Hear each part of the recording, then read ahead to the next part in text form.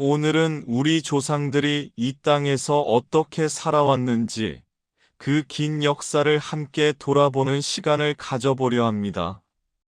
단군 할아버지 이야기부터 시작해서 조선이라는 나라가 세워지고 1910년 일본에 의한 강제병합으로 대한제국이 멸망하기까지 참으로 파란만장했던 우리 역사를 차근차근 살펴보겠습니다.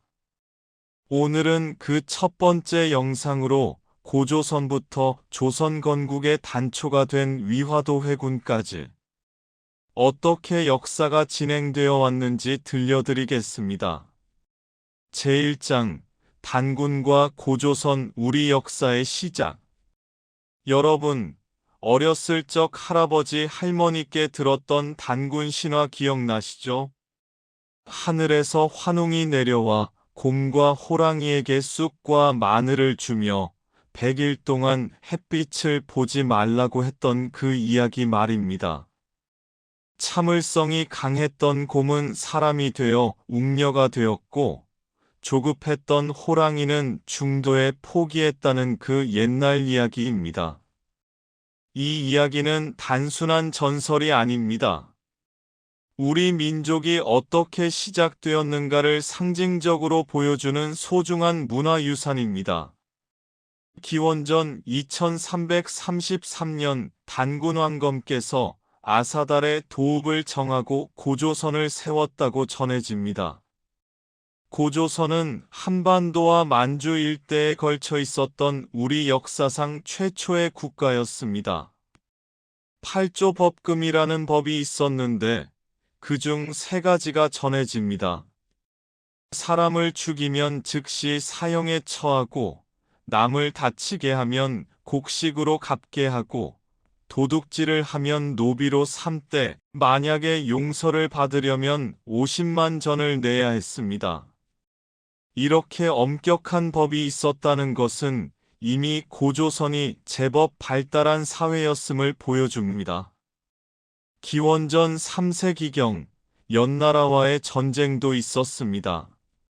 그 뒤 위만이라는 사람이 고조선의 왕이 되면서 위만조선 시대가 열렸습니다.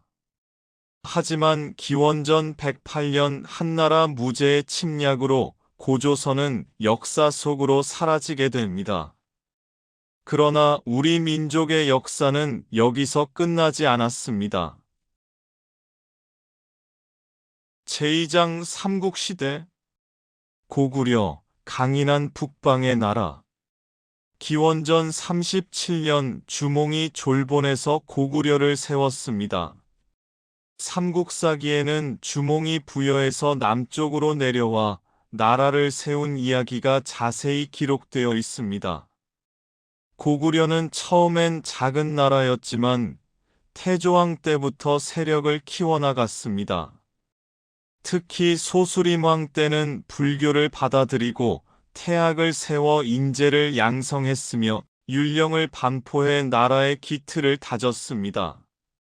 그리고 광개토대왕. 이분은 정말 대단한 분이셨습니다. 재위 기간 동안 만주와 한반도 북부를 크게 넓히셨죠. 지금도 중국 지린성에 가면 광개토대왕비가 우뚝 서 있습니다. 높이가 6m가 넘는 이 비석에는 대왕의 업적이 빼곡히 새겨져 있습니다. 광개토대왕의 아들 장수왕은 더욱 대단했습니다. 427년에 수도를 평양으로 옮기고 백제의 수도 한성을 공격해 계로왕을 전사시켰습니다. 이때가 고구려의 전성기였습니다. 백제, 한강의 문화 강국. 기원전 18년 온조가 한강 유역의 위례성에서 백제를 세웠습니다. 백제는 처음부터 한강이라는 좋은 위치를 차지하고 있었기에 빠르게 발전할 수 있었습니다. 근초고왕 때 백제는 전성기를 맞이합니다. 371년에는 고구려 평양성을 공격해 고국원왕을 전사시키기도 했습니다. 또한 일본과 중국 남조의 문화를 전파하며 동아시아의 문화 중심지 역할을 했습니다. 하지만 475년 장수왕의 공격으로 한성이 함락되고 계로왕이 전사하면서 큰 위기를 맞습니다. 문주왕은 수도를 웅진지금의 공주로 옮겼고 성왕 때는 다시 사비지금의 부여로 천도합니다. 성왕 때 백제는 다시 일어섭니다. 신라와 동맹을 맺고 고구려 영토를 되찾으려 했지만 554년 관산성 전투에서 성왕이 전사하면서 백제의 힘은 약해지기 시작합니다. 신라, 천천히 그러나 확실하게.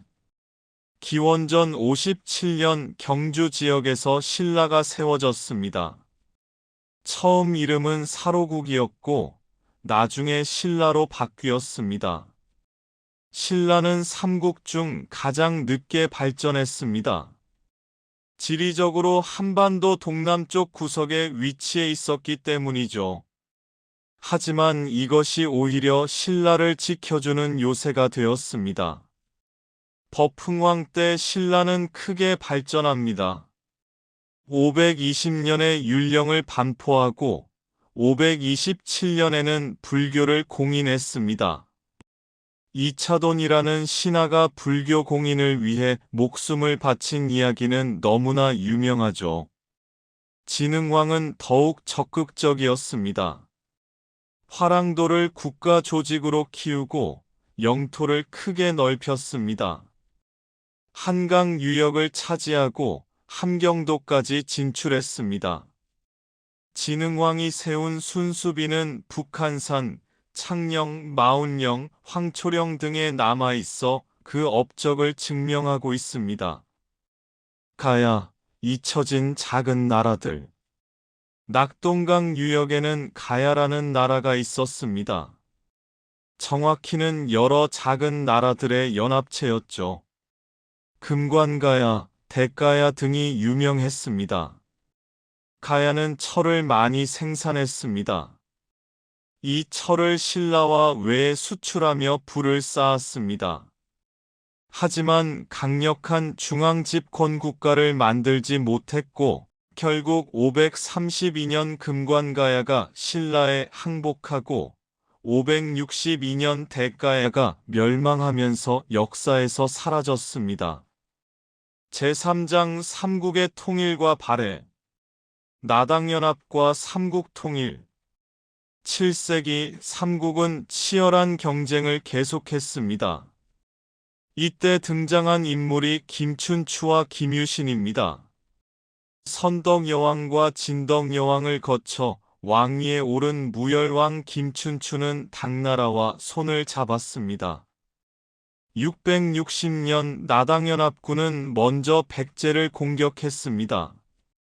개백 장군의 5천 결사대가 황산벌에서 장렬히 싸웠지만 결국 백제는 멸망했습니다. 이후 백제 부흥운동이 일어났습니다. 복신, 도침, 흑치상지 등이 주류성을 중심으로 싸웠고 외에서 부여풍왕자를 모셔왔습니다. 하지만 663년 백강 전투에서 패배하면서 백제 부흥운동도 끝났습니다. 668년 드디어 고구려도 멸망했습니다. 연개 소문이 죽은 후 그의 아들들이 권력 다툼을 벌이는 사이 나당연합군이 평양을 함락시켰습니다. 하지만 신라는 당나라가 한반도 전체를 차지하려는 것을 알아챘습니다. 문무왕은 백제와 고구려 유민들을 받아들이고 당나라와 전쟁을 시작했습니다. 676년 기벌포 해전에서 승리하며 당나라 군대를 몰아내고 마침내 삼국 통일을 완성했습니다. 통일신라의 발전. 삼국 통일 후 신라는 전성기를 맞이했습니다. 수도 경주는 당시 세계에서 손꼽히는 대도시였습니다. 인구가 100만 명이 넘었다고 하니 그 규모를 짐작할 수 있겠죠. 신문왕은 왕권을 강화하고 국가 체제를 정비했습니다. 구주오소경 제도를 완성하고 노급을 폐지하는 등 개혁을 단행했습니다. 성덕왕과 경덕왕 때는 신라의 전성기였습니다. 불국사와 석굴암이 이때 만들어졌습니다. 에밀레종으로 유명한 성덕대왕 신종도 이 시기의 작품입니다. 발해 고구려의 후예 698년 대조영이 동모산에서 발해를 세웠습니다. 고구려 유민과 말갈족이 중심이 되어 만든 나라였죠. 무왕 때는 당나라를 공격할 정도로 강성해졌고 문왕 때는 해동성국이라 불릴 만큼 번영했습니다. 일본과 외교 관계를 맺고 당나라와도 교류했습니다. 발해는 오경 15부 62주의 행정체계를 갖추고 있었습니다. 상경용 천부지금의 해이룽장성 링안가 수도였습니다. 발해의 문화는 고구려의 전통을 이으면서도 당나라 문화를 받아들였습니다. 하지만 926년 거란의 침입으로 발해는 멸망했습니다. 많은 발해 유민들이 고려로 왔고 이들은 고려 사회의 일원이 되었습니다. 제4장 후삼국 시대 혼란과 새로운 시작 신라의 쇠퇴 9세기 들어 신라는 급격히 쇠퇴했습니다. 진골 귀족들의 왕위 다툼이 계속되었고 헌덕왕 때는 김원창의 난이 일어났습니다. 더 큰 문제는 지방 호족들의 성장이었습니다. 중앙정부의 통제력이 약해지면서 각지에서 호족들이 독자적인 세력을 키웠습니다. 또한 농민들의 삶은 더욱 힘들어졌고 각지에서 반란이 일어났습니다. 견훤과 후백제 892년 견훤이 전라도 지역을 장악하고 무진주, 지금의 광주에서 왕을 칭했습니다. 900년에는 완산주로 도읍을 옮기고 후백제를 정식으로 세웠습니다. 견훤은 나는 백제의 후예라며 신라에 대한 복수를 외쳤습니다. 실제로 경주까지 쳐들어가 경혜왕을 죽이기도 했습니다. 한때는 후삼국 중 가장 강력한 세력이었습니다. 궁예와 후고구려 북쪽에서는 궁예가 세력을 키웠습니다. 신라 왕족 출신이라고 전해지지만 확실하지는 않습니다. 901년 궁예는 송악개성을 근거지로 하여 후고구려를 세웠습니다. 904년에는 철원으로 수도를 옮겼고 911년에는 나라 이름을 마진 다시 태봉으로 바꿨습니다. 궁예는 처음에는 백성들에게 인기가 있었습니다. 호족들을 견제하고 불교를 장려했으니까요. 하지만 점점 미륵불을 자처하며 관심법이라는 것으로 사람들을 괴롭혔습니다. 의심이 많아져 부인과 두 아들까지 죽였습니다. 왕건의 등장 궁예의 부하 중에 왕건이라는 사람이 있었습니다. 송악 지역의 호족 출신으로 뛰어난 장군이었습니다. 918년 신하들이 궁예를 몰아내고 왕건을 왕으로 추대했습니다. 왕건은 나라 이름을 고려로 바꾸고 수도를 철원에서 개경개성으로 옮겼습니다. 왕건의 정책은 견훤과는 달랐습니다. 호족과 함께 가자는 것이었죠. 혼인 정책을 통해 호족들과 관계를 맺었고 북진 정책으로 옛 고구려 땅을 되찾고자 했습니다.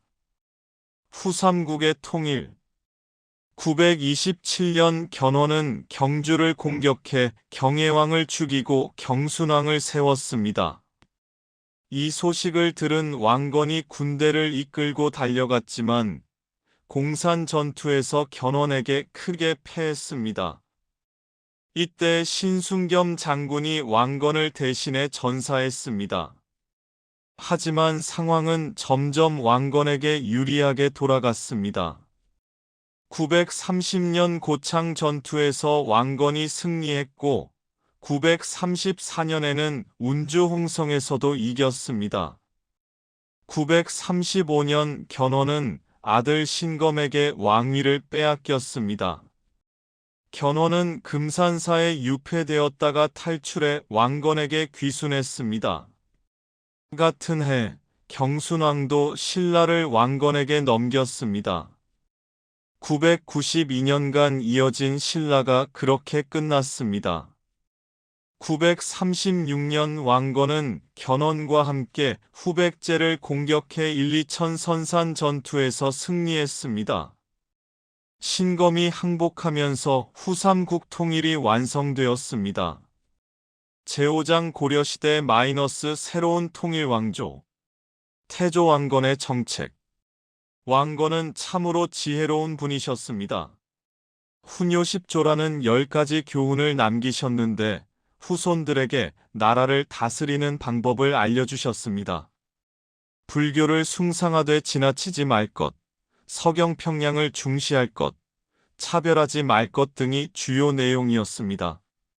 특히 후백제 지역 사람들을 차별하지 말라는 내용도 있었는데 안타깝게도 이 교훈은 잘 지켜지지 않았습니다.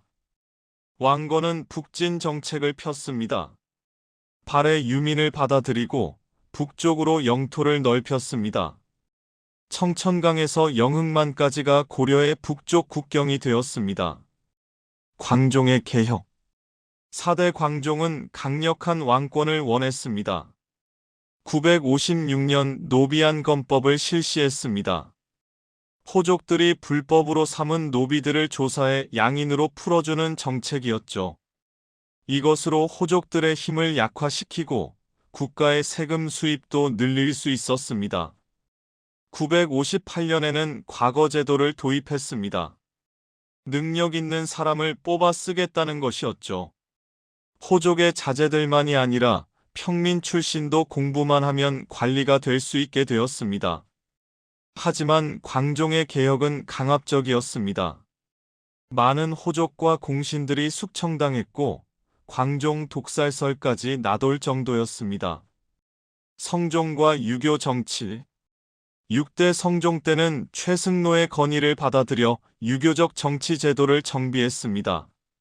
12목을 설치하고 지방관을 파견했으며 국자감을 정비해 유학교육을 강화했습니다. 이때부터 고려는 불교 국가이면서도 유교적 통치 체제를 갖추게 되었습니다. 제사는 유교식으로, 개인 신앙은 불교로 하는 독특한 문화가 자리 잡았습니다. 거란의 침입. 고려가 안정을 찾아가던 10세기 말 북쪽에서 거란이 강성해졌습니다. 거란은 발해를 멸망시키고 요나라를 세웠습니다. 993년 거란이 처음으로 고려를 침략했습니다. 80만 대군이라고 했지만 과장이었을 겁니다. 이때 서희라는 외교관이 나섰습니다. 서희는 거란 장군 소손영과談判을 벌였습니다. 우리 고려는 고구려의 후예인데 오히려 우리 땅을 차지한 쪽은 거란이다. 우리가 송나라와 가까운 것은 여진족 때문이니 여진을 몰아내고 그 땅을 우리에게 주면 송나라와의 교류를 끊겠다고 말했습니다. 결국 거란은 물러갔고 고려는 강동 6주를 확보했습니다. 서희의 외교談判은 우리 역사상 가장 훌륭한 외교 승리 중 하나입니다. 하지만 1010년과 1018년 거란은 다시 침입했습니다. 특히 1018년 강감찬 장군이 귀주에서 거란군을 크게 무찔렀습니다. 10만 대군 중 겨우 수천 명만 살아 돌아갔다고 합니다. 천리장성의 축조. 거란과의 전쟁 이후 고려는 북쪽 국경에 천리장성을 쌓았습니다. 1033년부터 1044년까지 약 1000리에 달하는 긴 성벽이었습니다. 문벌귀족 사회. 11세기부터 고려는 문벌귀족들이 지배하는 사회가 되었습니다. 과거를 통해 관리가 된 사람들이 대대로 권력을 세습했습니다. 이인로, 최충원 등 유명한 가문들이 나타났습니다. 이자겸은 인종의 장인이 되어 엄청난 권력을 휘둘렀습니다. 심지어 1126년에는 쿠데타를 일으켜 왕궁을 불태우기까지 했습니다. 하지만 결국 김부식 등에 의해 제거되었습니다. 묘청의 난. 1135년 서경평양에서 묘청의 난이 일어났습니다. 묘청은 풍수지리설을 들어 서경으로 천도하고 금나라를 정벌하자고 주장했습니다. 인종은 흔들렸지만 결국 김부식 등 개경파의 주장을 받아들여 반란을 진압했습니다. 이 사건으로 고려의 북진 정책은 사실상 끝났고 보수적인 문벌귀족의 힘이 더욱 강해졌습니다. 무신정변. 1170년 보현원에서 정변이 일어났습니다. 무신들이 문신들을 죽이고 권력을 장악한 것이죠. 정중부, 이의방 등이 주도했습니다. 이유는 오랜 차별 때문이었습니다. 무신들은 아무리 능력이 뛰어나도 높은 벼슬에 오를 수 없었고 문신들에게 무시당했습니다. 의종이 놀러다니며 나라를 돌보지 않은 것도 한 원인이었습니다. 정중부는 의종을 폐위시키고 명종을 왕으로 세웠지만 무신들끼리도 권력 다툼이 계속되었습니다. 정중부는 경대승에게, 경대승은 이의민에게, 이의민은 최충원에게 살해당했습니다. 최씨 무신정권. 1196년 최충원이 권력을 잡으면서 최씨 무신정권이 시작되었습니다. 최충원, 최우, 최항, 최의 4대 60년간 이어졌습니다. 최충원은 교정도감이라는 사설기구를 만들어 국정을 좌지우지했습니다. 왕은 허수아비였죠. 하지만 최충원은 나름의 개혁도 시도했습니다. 봉사10조를 통해 사회개혁을 제안하기도 했습니다. 이 시기 백성들의 삶은 매우 힘들었습니다. 각지에서 밀란이 일어났습니다. 1193년 김삼이 효심의 난, 1198년 만적의 난 등이 대표적입니다. 만적은 노비였는데 왕후장상의 씨가 따로 있느냐며 반란을 계획했지만 사전에 발각되어 처형당했습니다. 몽골의 침입. 1231년 몽골군이 고려를 침략했습니다. 고려는 강화도로 천도에 항전했습니다. 바다를 건너지 못하는 몽골군의 약점을 이용한 것이죠. 하지만 백성들은 육지에 남아 몽골군의 침략을 그대로 당해야 했습니다. 30년 가까이 이어진 전쟁으로 수많은 백성이 죽거나 끌려갔고 문화재가 불타고 파괴되었습니다. 최초대 장경도 이때 소실되었습니다. 백성들은 처절하게 저항했습니다. 김윤후는 처인성에서, 승려들은 용인에서 몽골군을 물리쳤습니다. 충주성에서는 노비 출신 장군이 활약하기도 했습니다.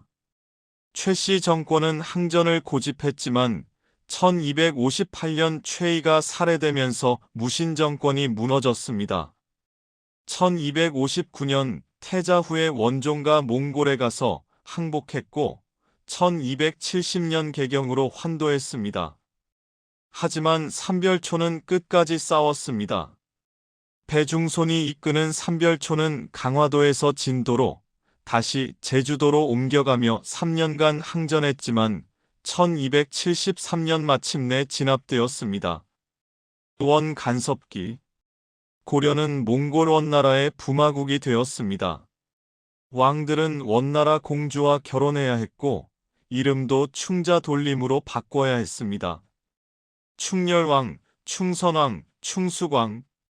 이렇게요. 원나라는 정동행성이라는 기구를 설치해 고려를 감시했습니다.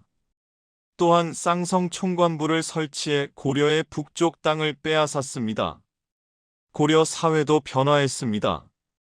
원나라 풍습이 들어와 몽골식 복장이 유행했고 말을 타고 사냥하는 것이 귀족들 사이에 퍼졌습니다.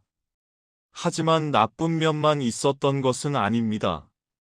원나라와의 교류를 통해 새로운 문물이 들어왔습니다. 목화씨를 가져온 문익점, 성리학을 들여온 안양 등이 이 시기에 활동했습니다. 공민왕의 개혁 1351년 즉위한 공민왕은 개혁을 시도했습니다. 원나라의 간섭에서 벗어나기 위해 노력했죠. 1356년 공민왕은 기철 등 친원파를 숙청했습니다. 정동행성 이문소를 폐지하고 쌍성 총관부를 공격해 되찾았습니다. 이 전투에서 이성계가 큰 활약을 했습니다. 신돈이라는 승려를 등용해 전민변정도감을 설치하고 권문세족들이 빼앗은 땅을 백성들에게 돌려주려 했습니다. 하지만 권문세족의 반발이 심했고 1371년 신도는 제거되었습니다. 1374년 공민왕이 시해당했습니다. 개혁은 실패로 끝났지만 공민왕의 노력은 헛되지 않았습니다. 이후 신진사대부들이 개혁의 뜻을 이어받았습니다. 왜구와 홍건적의 침입 14세기 중반 고려는 왜구의 침략으로 큰 피해를 입었습니다. 왜구는 해안마을을 약탈하고 곡식을 빼앗아갔습니다. 최영 장군이 홍산대첩에서 이성계가 황산대첩에서 왜구를 크게 무찔렀습니다. 최무선은 화약과 화포를 개발해 진포해전에서 왜구 선단을 불태웠습니다. 또한 1359년과 1361년 홍건적이 침입했습니다. 한때 개경이 함락되기도 했지만 정세훈, 이방실, 안우 등이 이를 되찾았습니다. 신진사대부의 성장 무신정권 이후 새로운 세력이 성장했습니다. 과거를 통해 관리가 된 신진사대부들이죠. 이들은 성리학을 공부했고 권문세족의 부패를 비판했습니다. 정몽주, 정도전, 조준, 이색 등이 대표적입니다. 이들은 고려를 개혁하려 했지만 의견이 갈렸습니다. 정몽주처럼 고려 왕실을 지키려는 온건파와 정도전처럼 새 나라를 세우려는 급진파로 나뉘었습니다. 위화도 회군 1388년 명나라가 천령 이북의 땅을 내놓으라고 요구했습니다. 최영은 요동을 정벌하자고 주장했고 우왕은 이를 받아들였습니다. 이성계는 작은 나라가 큰 나라를 치는 것은 위험하다며 반대했지만 결국 출전했습니다. 하지만 압록강 위화도에 이르러 군대를 돌렸습니다. 사불가론을 내세우며 회군한 것이죠. 작은 나라가 큰 나라를 치는 것은 불가하고 여름철에 군사를 일으키는 것은 불가하고 온 나라 군사를 동원하면 왜구가 침입할 것이니 불가하고 장마철에 활이 풀어지고 군사들이 병들 것이니 불가하다. 이성계는 개경으로 돌아와 최영을 제거하고 우왕과 창왕을 폐위시켰습니다. 공양왕을 세웠지만 실권은 이성계와 정도전이 쥐고 있었습니다. 과전법과 고려의 종말 1391년 과전법이 실시되었습니다. 권문세족의 대토지 소유를 막고 신진사대부에게 토지를 나누어주는 개혁이었습니다. 1392년 이성계는 마침내 왕위에 올랐습니다. 정몽주가 선주교에서 살해된 지 얼마 되지 않았을 때였습니다. 474년간 이어진 고려가 그렇게 막을 내렸습니다. 새로운 나라, 조선이 시작되었습니다. 맺은 말 여러분, 여기까지가 단군 할아버지부터 조선이 세워지기 직전까지의 우리 역사입니다. 참으로 긴 여정이었습니다. 고조선에서 시작해 삼국시대를 거쳐 통일신라와 발해, 고려에 이르기까지 우리 조상들은 끊임없이 나라를 세우고 지키고 발전시켜 왔습니다. 외침도 많았고 내란도 많았습니다. 하지만 우리 민족은 그때마다 일어섰습니다. 서희의 외교, 강감찬의 용기, 삼별초의 항전, 공민왕의 개혁. 이 모든 것이 오늘날 우리가 있게 한 밑거름입니다. 이제 조선이라는 새로운 시대가 열립니다. 하지만 그것은 또 다른 이야기입니다. 오늘 들려드린 이야기가 여러분께 우리 역사에 대한 자긍심과 애정을 더해드렸기를 바랍니다. 긴 시간 들어주셔서 감사합니다.